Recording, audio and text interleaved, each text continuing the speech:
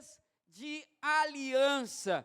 50 dias onde nós vamos receber palavras, onde nós seremos ministrados, onde nós vamos jejuar, orar, cuidar uns dos outros e viver momentos inesquecíveis. Eu estou com muita expectativa, amados, porque esse propósito vai ser muito diferente de todos os outros que a gente já viveu. Primeiro porque o Senhor sempre tem novidade de vida para nós, então o Senhor sempre tem coisas novas, glória a Deus por isso. Mas também teremos momentos que não tivemos nos outros propósitos e que eu tenho certeza que vai marcar a história da nossa igreja. E eu quero começar com você nessa manhã, abrindo esse propósito com uma palavra que está em Atos capítulo 20, vamos para lá? Atos capítulo 20, mesmo assentados, mas com reverência à palavra do Senhor, com reverência à leitura da palavra, ministração da palavra, nós vamos ler aí Atos 20, dos versículos 32 ao 35. Atos capítulo 20, dos versículos 32 até o 35. E o tema da mensagem nessa manhã é a porta da alegria inesperada. Tema da mensagem, a porta da alegria inesperada. Atos capítulo 20, nós vamos ler aí do 32 ao 35, na palavra do Senhor que declara assim para nós nessa manhã. Agora, pois, eu os entrego aos cuidados de Deus e à palavra da sua graça, que tem poder para edificá-los e dar herança entre todos os que são santificados. De ninguém cobicei prata, nem ouro, nem roupas. Vocês mesmos sabem que estas minhas mãos serviram para o que era necessário a mim e aos que estavam comigo. Em tudo tenho mostrado a vocês que, trabalhando assim, é preciso socorrer os necessitados e lembrar das palavras do próprio Senhor Jesus. Vamos ler juntos esse final? Mais bem-aventurado é dar do que receber. Glória a Deus. Deixe sua Bíblia aberta. Senhor, obrigado por tua palavra. Fala conosco nessa manhã. Os irmãos já oraram pela minha vida e eu oro pela igreja, Senhor. Que nada nos atrapalhe de receber a tua palavra. Que nada nos atrapalhe, Senhor, de receber tudo que o Senhor tem para nos ensinar e revelar nessa manhã. É a oração que fazemos, Deus, já te agradecendo, em nome de Jesus, amém, glória a Deus. Amados, a porta da alegria inesperada. Para quem não conhece a história, é importante pontuar, esse texto que nós acabamos de ler, Atos 20, é um dos textos mais emocionantes da vida do apóstolo Paulo. Esse texto aqui nos mostra, Camille, um discurso de despedida. E aí eu não sei, quem que é chorão aqui? Tem algum chorão aqui nessa manhã? Eu vou falar para vocês, com despedida eu não aguento, sou chorão demais, eu sou o primeiro a levantar a mão aqui. Despedida não é comigo literalmente. Eu quando estudava lá em São Paulo, eu ia para Valença, Rogério, ver a família, e aí lá na faculdade tinha uma semana que era chamada Semana do Saco Cheio, que era uma semana sem aula. Então era uma semana de folga para os alunos. E aí a gente ia para essa semana, para casa, ver parente, e era aquela semana zelinha que a gente orava e falava, Senhor, que o tempo passe devagar, né, que eu possa aproveitar ao máximo, que seja um tempo maravilhoso. Só que aí chegava o dia de voltar para São Paulo, e aí ia para a rodoviária, e aí aquela cena de rodoviária, né? Você entra no ônibus engolindo saliva toda hora para não chorar muito, e aí a gente vai segurando, e aí a rodoviária de Valência é o seguinte, o ônibus sai, e aí ele pega a avenida principal. Então qual que é ali, William? A liturgia da família que está se despedindo. Primeiro eles ficam lá na rodoviária, olhando para o ônibus e dando tchau. Todo mundo segurando o choro. E aí quando o ônibus sai, todo mundo sai da rodoviária, atravessa a rua e fica do outro lado na calçada para dar o último tchau e o ônibus ir embora. Se você for para Valença, você vai ver essa cena lá. E, amados, eu chorava horrores, porque eu detesto despedida. E aí eu ia para lá, e aí eu ficava com a voz embargada, mas na hora que entrava no busão, começava a chorar, e aí não aguentava mais. Chorava ali 10, 15 minutos, falava, Senhor, agora me segura, chega que eu tenho que ir embora. E a gente olha para esse texto aqui, nós vemos uma despedida. O apóstolo Paulo está, depois de 3 anos, se despedindo dos irmãos em Éfeso. E despedida já é ruim. Mas, Patrícia, imagina agora uma despedida que a pessoa vira e fala assim, eu estou indo embora e a gente nunca mais vai se ver. Foi o que Paulo falou. Ele sabia que não voltaria mais em Éfeso. Então, gente, é despedida mesmo, tá? Eu não volto daqui 1 ano, eu não volto se Deus permitir. Não, eu não volto mais. Deus já tinha mostrado para Paulo que ele não voltaria mais para aquele lugar. E nós estamos aqui, então, Tiago, num discurso de despedida. E Paulo vai fazer aqui agora, Marcos, um balanço, falando para os irmãos tudo que eles viveram, tudo aquilo que eles experimentaram, as alegrias, as dificuldades, e esse texto é maravilhoso. E eu quero trazer aqui para nós, irmã Shirley, para a gente pensar no seguinte: o que é que valeu a pena na vida de Paulo e dos Efésios, nesses 3 anos que eles estiveram juntos? Imagina você, despedida é um momento de reflexão também. Será que eu aproveitei o tempo ao máximo? Será que eu joguei tempo fora? Será que eu deixei o meu melhor? Será que eu fiz o meu melhor? E Paulo está pontuando algumas coisas para esses irmãos. Irmãos, nós estamos 50 dias de aliança. Ricardo, esse tempo para as nossas vidas é um tempo onde nós precisamos olhar o que é que importa realmente nos nossos relacionamentos. O que é que importa realmente quando eu estou junto com a Andréia? O que importa realmente quando eu estou junto com o Maurício? O que importa quando eu estou junto com o Luiz? O que importa realmente quando nós nos reunimos? E aí eu quero falar então sobre 2 portas nessa manhã. A primeira porta, eu quero destacar aqui para você, o primeiro ponto dessa mensagem. Anote aí se você estiver marcando, a porta da cobiça. Primeira porta, a porta da cobiça. E aí eu quero ler com você o versículo 33. Vamos lá? Versículo 33 da palavra do Senhor que diz assim: de ninguém cobicei prata, nem ouro e nem roupas. Vamos ler de novo? De ninguém cobicei prata, nem ouro, nem roupas. Paulo está falando aqui o seguinte: olha, o tempo que eu estive com vocês, eu não perdi olhando, me prendendo às minhas próprias cobiças. O que Paulo está ensinando aqui, Gabriel, é o seguinte: enquanto eu estive com vocês, eu não perdi tempo preocupado só comigo.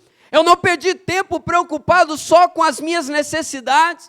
Eu não perdi o tempo preocupado só com eu e eu. Uma vida de cobiça é uma vida que não vale a pena ser vivida. Uma vida preocupada só comigo, minhas necessidades, minha correria, é uma vida que você vai chegar lá no final e muito provavelmente você vai olhar e pensar: eu joguei minha vida fora.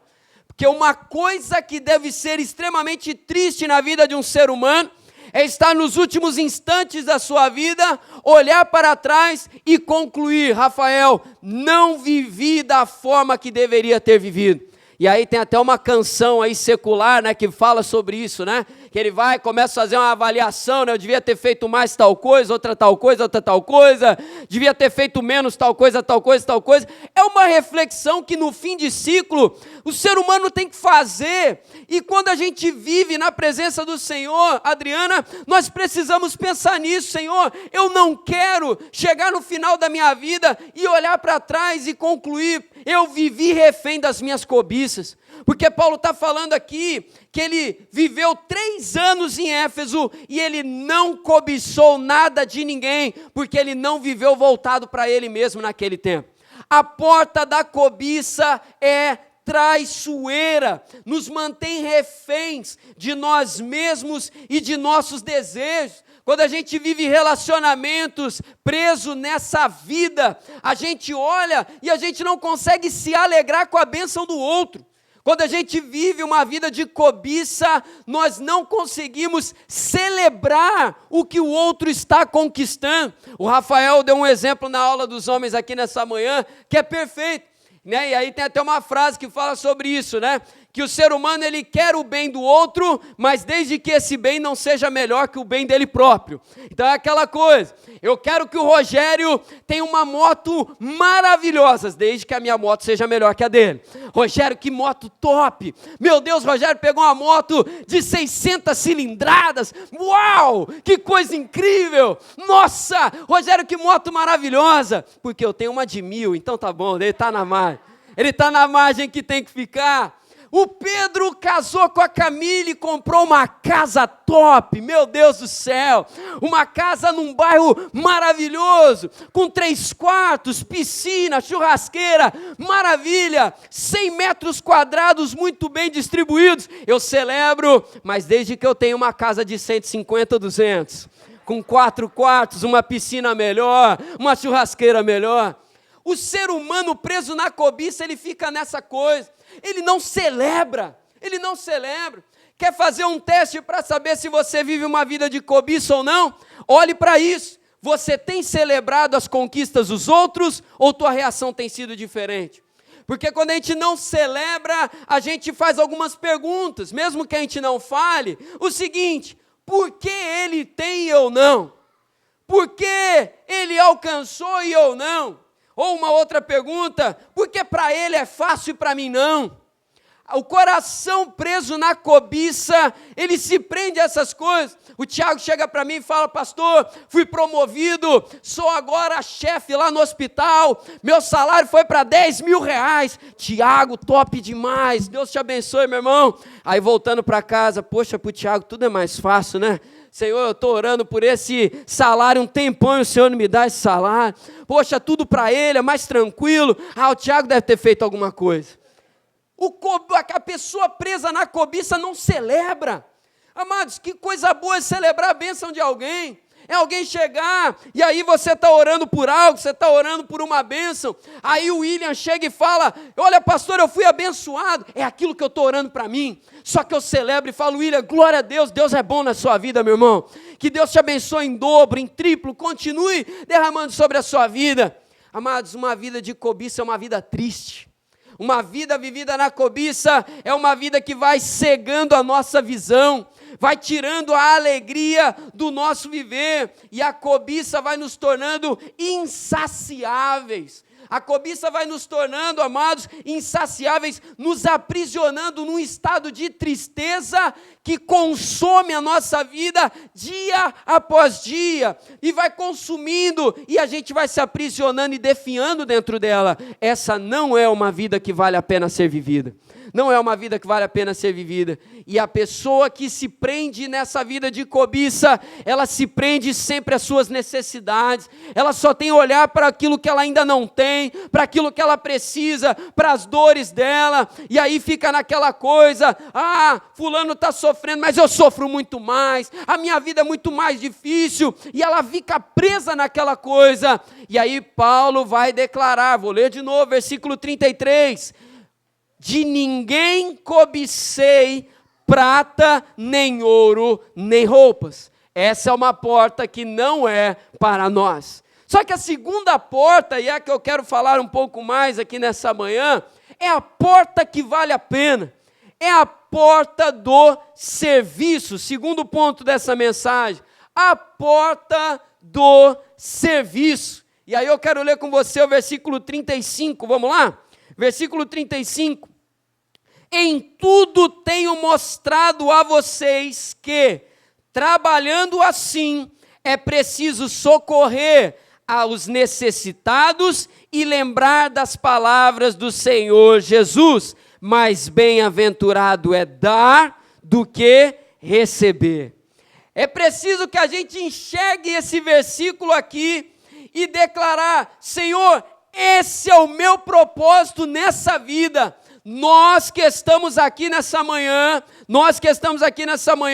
temos um propósito de Deus, ser o socorro de Deus nesse mundo que está sofrendo aí. Nossa vida tem que ser um socorro de Deus para a vida das pessoas que estão perto de nós aí fora sofrendo. Senhor, eu quero olhar para as pessoas e eu quero ser bênção na vida delas. Aquele que está preso na cobiça está preso em busca de ter bênção, mas aquele que entra pela porta do serviço, ele até busca bênçãos para ter, mas a preocupação dele é: Senhor, eu quero ser uma bênção em nome de Jesus. Eu quero ser. Denise, eu quero olhar para o que Deus está fazendo na minha vida. Senhor, eu quero ser uma bênção do Senhor, porque quem é bênção tem bênção também. Quem é bênção tem bênção.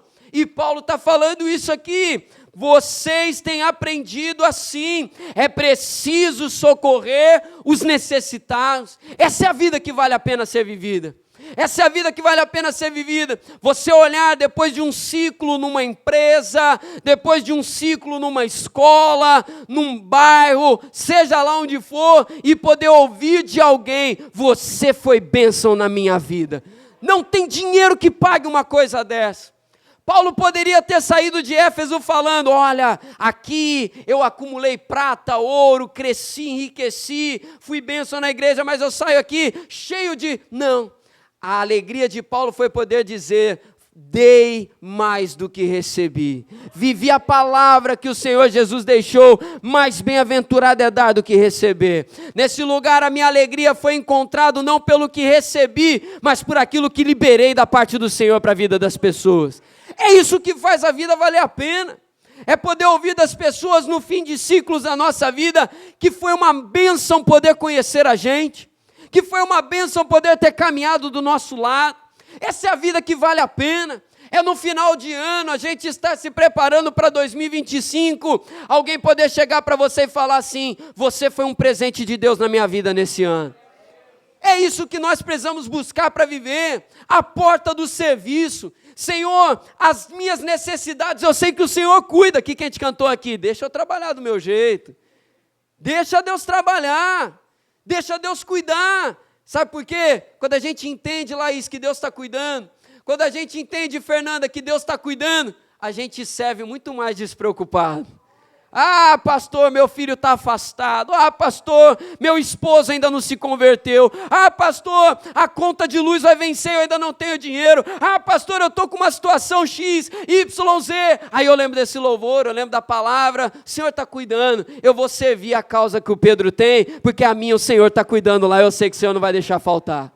Não vai deixar faltar. O que cabe a mim eu vou fazer, eu vou servir as pessoas. Eu vou ser bênção na vida das pessoas. Eu vou dar o meu melhor no ministério que o Senhor tem confiado a mim. Mas e os teus problemas? Deus está cuidando. Aleluia. Deus está cuidando. Deus está cuidando de fato. Não é uma mensagem mentirosa. Esse é o nosso propósito de vida. A palavra do Senhor vai nos ensinar que quando Deus criou Adão, colocou ele no jardim, Deus declarou para Adão: você vai cultivar e guardar esse jardim. Cultivar e guardar nada mais é do que servir, nada mais é do que cuidar, Karina, daquilo que Deus criou e colocou nas mãos de Adão para cuidar. Nós temos essa missão: cultivar e guardar. Você na tua casa, você na tua família, você tem essa missão, Felipe: cultivar e guardar aquilo que Deus está colocando nas tuas mãos. Você tem essa missão, Rogério: cultivar e guardar. E como a gente tem aprendido aqui na nossa aula de homens, cultivar como um jardineiro e guardar como um cavaleiro. É cultivar com cuidado, com zelo, com detalhe, e guardar com todo o empenho da minha vida. Essa é a missão que o Senhor tem dado para nós. A vida da pessoa que está do seu lado aqui nessa manhã, essa é a vida que você tem que servir e ser bênção. Quando nós olhamos para a nossa igreja, igreja não é só um lugar para frequentar. Igreja não é só um ambiente que eu vou uma vez por semana para ir me entreter e voltar para casa. Igreja é uma família que tem pessoas que cuidam de mim e eu cuido delas. Porta do serviço.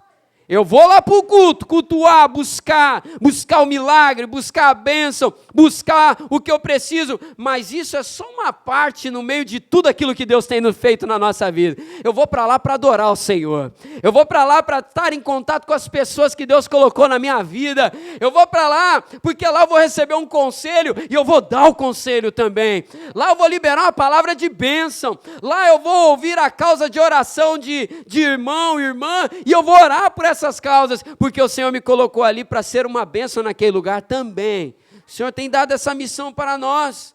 Quando olhamos para os evangelhos, quando olhamos para os ensinamentos de Jesus, especialmente quando ele vai falar do principal mandamento, o que é que ele falou? Respondeu-lhe Jesus: amarás ao Senhor teu Deus de todo o teu coração, de toda a tua alma, com todas as tuas forças e de todo o teu entendimento, e ao teu próximo como a ti mesmo. E aí eu gostaria que você guardasse essas duas frases que eu vou falar aqui agora, porque ela resume muito bem aqui, Larissa, esses ensinamentos. Olhar para Deus e amá-lo, olhar para o próximo e servi-lo. Eu vou repetir, nossa vida tem que ser vivida dessa forma, aqui Jesus está ensinando esse versículo. Florisvaldo, olhar para Deus e amá-lo, olhar para o meu próximo e servi-lo. Olhar para Deus e amá-lo, olhar para o próximo e servi-lo. Ser bênção de Deus. E a minha parte, pastor, as minhas necessidades, Deus está cuidando de todas elas. A gente está nessa direção. A porta do serviço é essa, e a gente tem que acessar por ela. E eu quero fechar essa mensagem nessa manhã com um terceiro ponto, que é uma conclusão disso que a gente está falando aqui, que é o seguinte: a vida que vale a pena ser vivida. Terceiro ponto dessa mensagem: a vida que vale a pena ser vivida. E aí eu quero ler o final do versículo 35, que vai dizer assim: lembrando das palavras do próprio Senhor Jesus, vamos repetir juntos? Mais bem-aventurado é dar do que receber. Mais bem-aventurado é dar do que receber. A vida que vale a pena ser vivida. Você já parou para pensar no quanto que Deus usa pessoas para alegrar e reanimar pessoas? Já parou para pensar nisso? Ô Ana, já parou para pensar nisso? Deus usa pessoas para alegrar e reanimar pessoas. Pensa aí nos testemunhos que a gente ouve aqui. Hoje a gente ouviu vários aqui na aula dos homens aqui, foi maravilhoso. Teve um testemunho aqui que foi dado, que o irmão falou de uma situação que ele estava passando, e Deus usou pessoas para cuidar da necessidade que ele estava vivendo naquele momento. Você já ouviu vários testemunhos assim, momentos na vida da pessoa que ela estava lá passando por uma angústia, passando por uma necessidade, e aí chega alguém, bate na porta daquela pessoa lá, fala assim: ó, Deus tocou no meu coração para te dar isso aqui. Deus usando pessoas. Vamos parar para pensar nisso aqui? Deus usando pessoas para abençoar pessoas. E aí a pergunta que a gente tem que fazer é a seguinte agora, Daniel: Senhor, vamos te ver, cara, te vi agora aí. Senhor, quanto o Senhor já me usou esse ano para ser bênção na vida de alguém? A gente se alegra muito de poder falar, né? Nossa, o Senhor usou fulano, o Senhor usou ciclano, meu Deus, Deus tocou no coração dos irmãos do ministério, fui abençoado demais. Glória a Deus. Tenha esses testemunhos mesmo. Mas a pergunta que a gente tem que fazer aqui agora é a seguinte: a vida que vale a pena ser vivida não é calculada só nisso aqui. A vida que vale a pena ser vivida é calculada assim, Ricão: quantas pessoas eu abençoei? Quantas pessoas eu pude ser bênção na vida dela? Eu abençoei sem entender o que eu estou querendo dizer. Não estou falando que a gente, Deus usa a gente, tá? Deus usa a gente. Quantas vidas eu pude ser canal de bênção para reanimar? Porque a vida que vale a pena ser vivida não é olhada para o umbigo, é olhada para frente, para o entorno. Ela olha para cima para amar a Deus, e olha no entorno para amar ao próximo e servi-lo. Essa é a vida que vale a pena ser vivida. Isso daqui não é uma frase de teólogo, de sociólogo, de filósofo, da carochinha, não. É Jesus que declara: mais bem-aventurado é dar do que receber. Você vê que o diabo é tão sutil. Você vê que o diabo é tão sutil, porque quando ele quer nos prender numa prisão, numa prisão de tristeza, ele inverte justamente esse ensinamento aqui. É ou não é verdade? Para pensar nas tristezas que o inimigo às vezes nos aprisiona. Por que a gente fica aprisionado, irmão Ronaldo? Muitas vezes. É porque a gente fica só olhando para o que eu ainda não recebi. Porque eu ainda quero receber, ainda Deus não me deu. E aí a Luísa, a gente fica naquela prisão de tristeza, meu Deus do céu. A coisa parece que não está indo. Tauana, a gente vai definhando porque eu estou olhando só para aquilo que eu ainda não recebi. Só que a gente abre a porta dessa prisão e sai quando a gente entende essa palavra, mais bem-aventurado é dado que receber. Essa é a vida que vale a pena ser vivida. Essa é a vida, essa é a preocupação. Senhor, eu tenho sido bênção na vida de alguém. A gente precisa ter esse olhar. E 50 dias de aliança vai trabalhar justamente isso, irmãos. Justamente isso. Eu quero caminhar para o final dessa palavra aqui, trazendo à nossa memória o seguinte. Paulo está se despedindo de Éfeso. Está se despedindo. E aí eu quero terminar o texto aqui com vocês. Olha como que termina o texto. Versículo 36, vamos lá? 36 vai dizer assim: tendo dito isto, ajoelhando-se, Paulo orou com todos eles. Então houve grande pranto entre todos. Olha os chorões aí. Chorão, você está na Bíblia, nós estamos lá. Entre todos, e abraçando Paulo, o beijavam, entristecidos especialmente pela palavra que ele tinha dito, que não mais veriam o seu rosto, e eles o acompanharam até o navio. Quero terminar essa palavra aqui, Jéssica, pensando uma coisa com vocês aqui. Como será que Paulo embarcou naquele navio?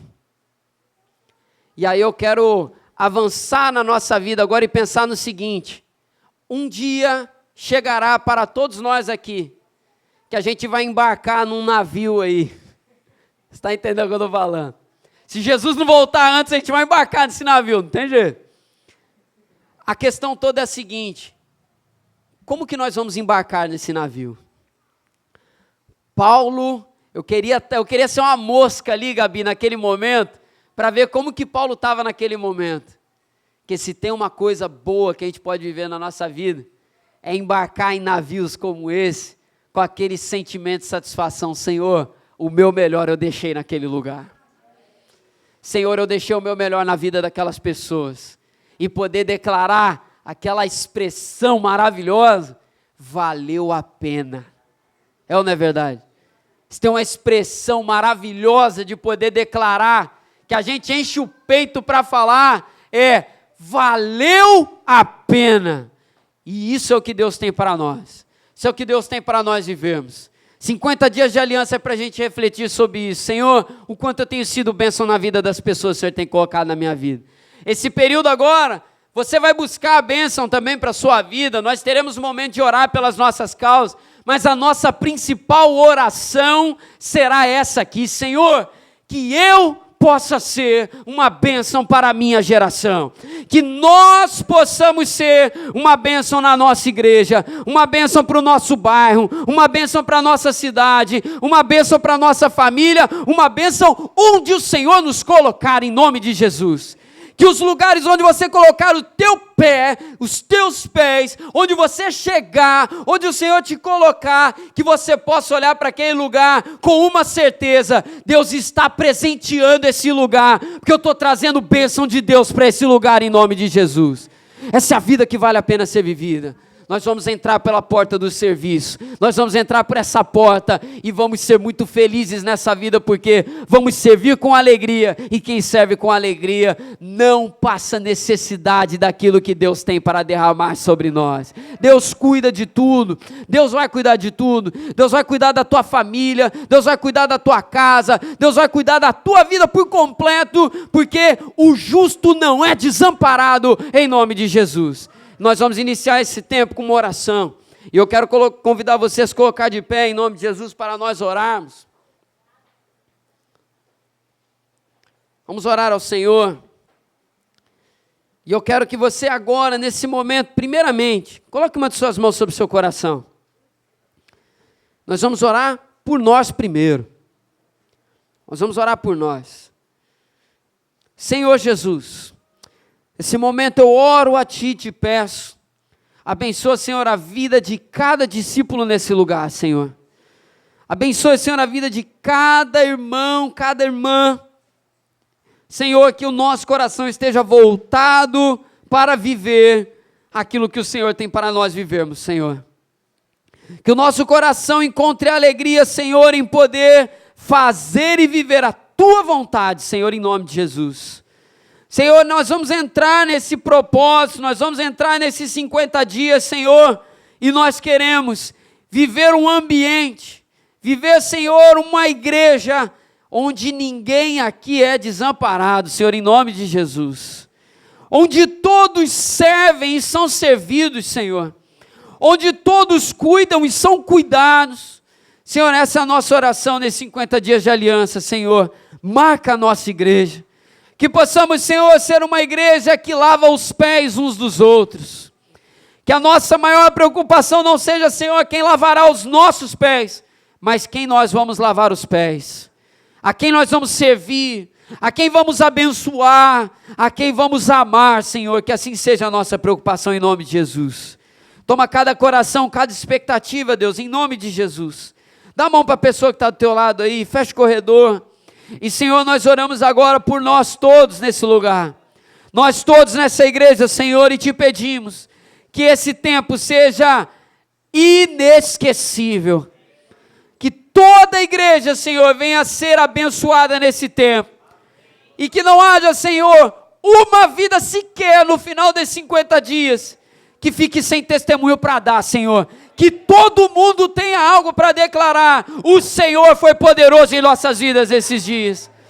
Que todos nós tenhamos testemunhos para daqui 20, 30, 40, 50 anos, Senhor, possamos olhar para trás e lembrar no ano de 2024, naquele semestre que nós declaramos ser o melhor semestre da nossa vida até então, o Senhor fez grandes coisas na nossa vida.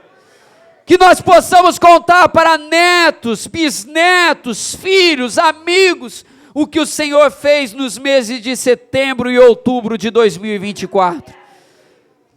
Que nós possamos, Senhor, terminar as nossas vidas como Paulo terminou a missão em Éfeso, olhando para trás e podendo declarar: o que Jesus me ensinou, eu vivi e valeu a pena viver, Senhor. Em nome de Jesus. Nós recebemos essa palavra, Deus. Nos alegramos na Tua presença e te agradecemos em nome de Jesus. E toda a igreja diga amém.